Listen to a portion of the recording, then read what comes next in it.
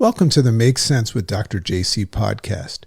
This podcast covers topics that expand human consciousness and performance. On the Make Sense podcast, we acknowledge that it's who you are that determines how well what you do works, and that perception is a subjective and acquired taste. When you change the way that you look at things, the things that you look at begin to change. The Make Sense podcast is sponsored and primarily funded by the Make Sense Academy, our private community where open and curious seekers of growth and expansion apply the Make Sense principles and systems to move from simply going through life to growing through life. So check out the Make Sense Academy risk-free for less than you'll spend today on shit that you don't need. Welcome, my friends, to the uprising of the sleepwalking masses. Welcome to the Make Sense with Dr. JC Doornick podcast. Makes sense.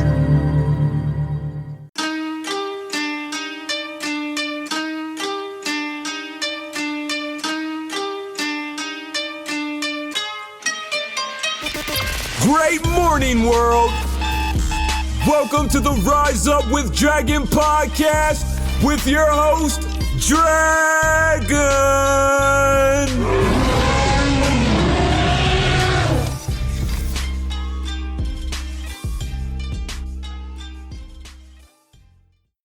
Great morning, everyone. What a special morning it is. One of my favorite holidays has always been Thanksgiving, because whether you are the kind of person that expresses gratitude in life, you kind of have to that day. It's your job. It's the rules. So what I love about Valentine's Day is another one of those days where you just got to kind of spread the love a little bit more, and everything is about love. I feel pretty confident that I'm good at that. Part of my rise up every day is, well, first of all, we never go to sleep angry, right? We have this whole set of rules in our home about love and the rules of love. Always wake up and roll over and give my chicken a kiss and a happy Valentine's Day today. So to all of you ladies and gentlemen out there, love and appreciate all of you, and a happy Valentine's Day to all of you. Make sure you do the right thing today. You know, Chicken and I are minimalists, so we don't really buy stuff, and that kind of unveils this thing about like, hey, we don't have to get each other stuff. That's just the way we are, because we express love. Our whole life is built around experiences and family, not stuff. But at the same time, she's going to get a nice dinner tonight. I promise you. Great morning, everyone. Excited about today, because today posed a really interesting challenge that I think a lot of you guys will relate to. I want to share it with you. One of the things that I like to do in my life is do a lot less talking in life and more walking. You know, I find that there's so many flaws in the personal growth and self-discovery world, not all throughout it, but there's a lot of learning and there's a lot of knowing and not enough doing. So one of the things that I love to do is share with you things that I'm going through, and sometimes those things don't always go well. What's so interesting about the jacuzzi experience versus the real world and that opportunity having a pivotal experience is, while you're in the jacuzzi experience, which by the way you're in right now by sitting here listening to me, whether you're watching this live or on the podcast. And the podcast, by the way, timestamp, if you're listening to this podcast, it was recorded way in the future because it's associated with my book launch. But whatever it is that you're reading and doing and all that stuff, that does have an impact on activating us. But all that does is it empowers you and it gets you into that dreaming of that future state. Everything about my morning routine, what it does is it gets me out of the gutter, because I wake up in the gutter like you every day. It's very hard not to. When you boot up your mainframe, sometimes there's viruses left over from yesterday. Let's face it. I don't care how optimistic and in control of your life you are. Sometimes we need some sort of an activation, and what it does is it gets you back on course. An activation is not just about like pumping you up and getting you started. It really is about doing certain things that get your mind back focused on the prize, back focused on that compelling future. So that's what I want to talk about today, because this morning was one of those mornings that wasn't easy, and I'll explain why. I'm very, very committed to what it is that I do for a living. I'm very committed to my book. I'm very committed to our coaching business, and Chicken and I put a lot of effort into that. But that's not the most important thing in our lives, right? Most important thing in our lives is family. So family comes first, and that is something that we really follow through with. So we've got Dragon, We've got chicken, and we're adopting a little 9-year-old ducky, but then there's also a pigeon. There's a pigeon in the family, and we call her Mama Pigeon. And my mom is quite a character and a special woman. I won't share her age. She's not 35. Very special woman, dancer her whole life, danced with Martha Graham, and she was a professional tennis player. I mean, my mom's amazing, but my mom now is kind of like a little bit of a free-loving hippie, a little bit of a Jane Goodall. She's a wildlife rehabilitator and stuff. So my mom, who I worry about because I'm her protector and I'm her guy, right? I'm her man in life right now. She just went away for 3 weeks to, and this is important for everybody to understand. My mom is just shy of 80, and she just by herself went away for 3 weeks to St. Thomas Island and stayed in a youth hostel. That's what my mom did. So I had no idea where she's staying. From what I understand, she didn't communicate a lot, but from what I understand, she had a beautiful beach in front of her and all this stuff, but she was also staying in a youth hostel with random people from all over the world coming through. Like my mom was sleeping in bunk beds with strangers every night for 3 weeks. Anyway, that's a whole other story. Love and appreciate my mom. What a special person. But anyway, my point is this. My mom came home last night from her trip and all of her connecting flights, and she got home. So you understand that I go to sleep. One of the things that I cherish is my sleep, because I have to get my sleep so I can come strong to you in the morning. But mom's flight landed at about 11:30 last night at JFK. And JFK is it's a good 45 minutes away. So calculate that in your head, because I am not letting Mama Pigeon come home without a family there to meet her, and chicken's there as well. So we decided, hey, Mama, we're coming to pick you up. And she was so happy. My mom's so grateful. So long story short, we picked her up, which meant we picked her up at about 12. Everything went well. So Chicken and I probably didn't get to bed because we had to take her home, bring her suitcases up, make sure she was all settled in, make sure there was nobody waiting to kill her in her house and all that stuff. So then Chicken and I actually probably got to bed at about 2 a.m. So here I am calculating it, because Dragon gets up at 4:30 a.m. So now I'm looking at 2.5 hours of sleep. So there's the wrench, right? There's the curveball that all of a sudden, think about what happens in your mind when you're fully committed to your schedule and success and all of this stuff. And all of a sudden, the curveball is that, hey, you're only going to get 2.5 hours of sleep. So the immediate reaction to that is you go into victim mode.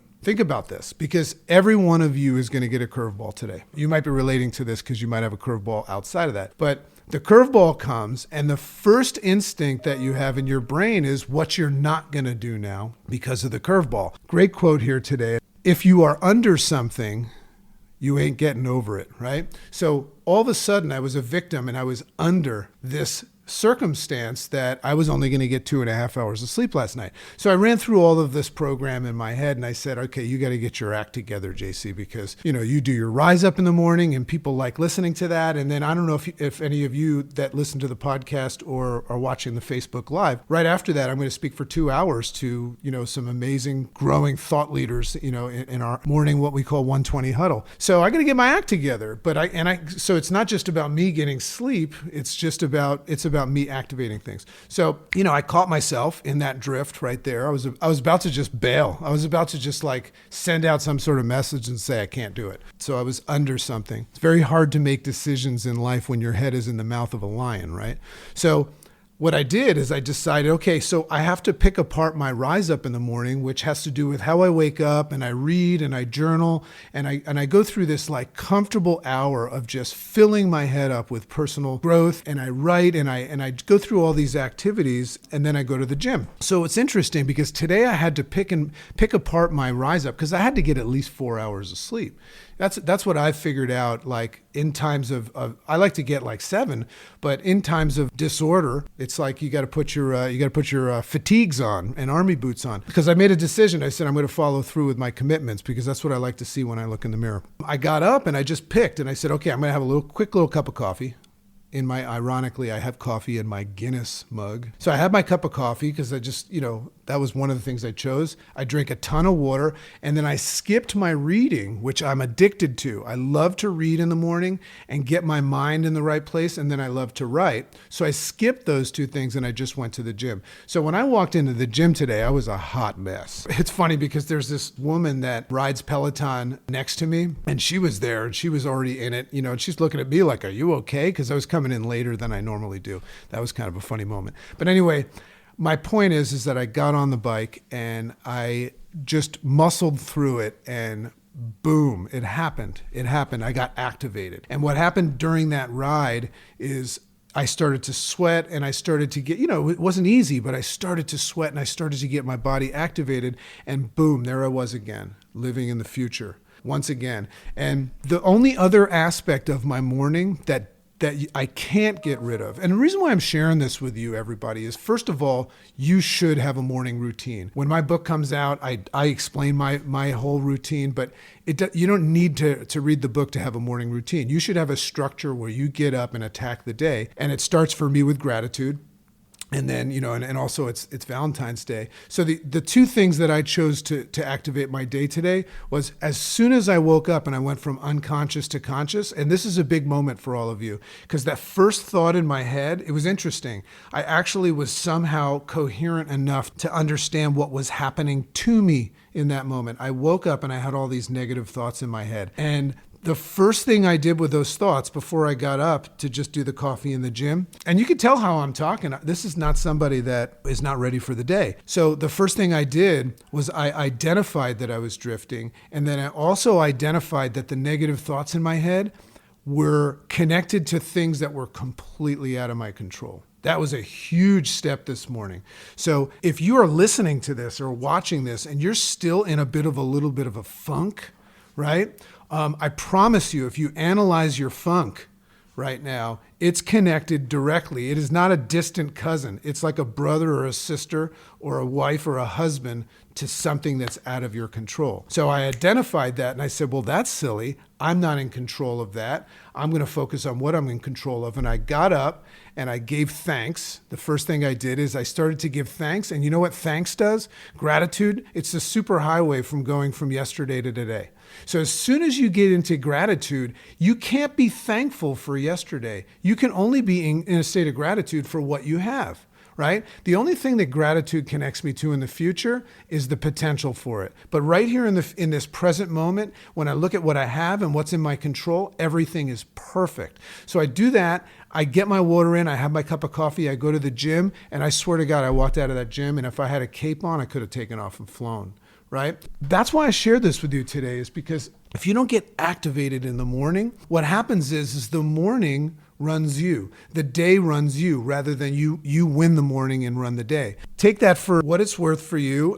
Go into some form of action. If you're following the podcast or the Facebook Lives, reach out to me and ask me some questions. Tell me what it is that you do. Get a structure together. Get a couple of things just like your family that are non-negotiables in it. And I shared what mine were, but get activated. And all of a sudden, if you do that with regularity, you'll start to notice that you're having more quote unquote better days. And remember, a good day is a day that you just focused on what it is that you're in control of, what matters most, and where you're going. A bad day is when you reached out with your hand and offered yesterday to come in.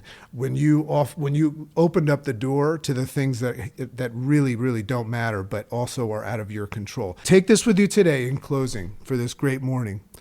Anything that you're bummed out about is connected to something that's out of your control. Anything. So catch that drift, catch my drift, and then shift. And the easiest way to do that is to get activated. Health is always important too, so I'm going to be perfect on program. Love and appreciate you. Have an amazing day. Makes sense.